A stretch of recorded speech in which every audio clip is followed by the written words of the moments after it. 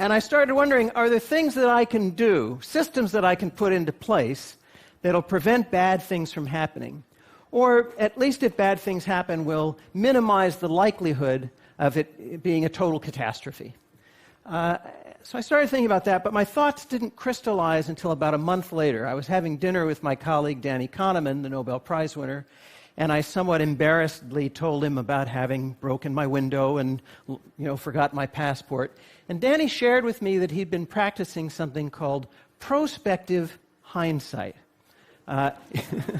It's something that he had gotten from the psychologist Gary Klein, who had written about it a few years before, also called the pre-mortem.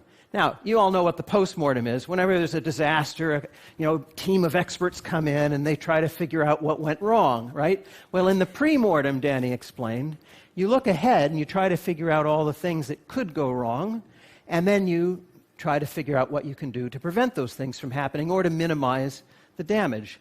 So what I want to talk to you about today are some of the things we can do in the form of a pre-mortem. Some of them are obvious, some of them are not so obvious. I'll start with the obvious ones. Around the home, designate a place for things that are easily lost. Now, this sounds like common sense, and it is, but there's a lot of science to back this up based on the way our spatial memory works. There's a structure in the brain called the hippocampus that evolved over tens of thousands of years to keep track of the locations of important things. Where the well is, where fish can be found, that stand of fruit trees, where the friendly and enemy tribes live.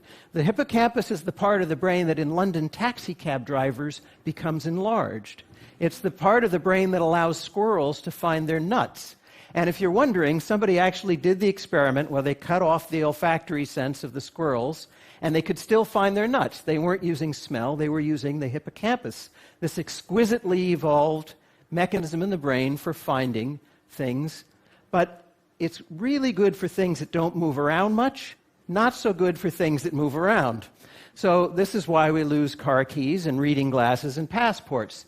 So in the home, designate a spot for your keys, a hook by the door, maybe a decorative bowl. For your passport, a particular drawer. For your reading glasses, a particular table. If you designate a spot and you're scrupulous about it, your things will always be there when you look for them. What about travel? Take a cell phone picture of your credit cards, your driver's license, your passport. Mail it to yourself so it's in the cloud. If these things are lost or stolen, you can facilitate replacement.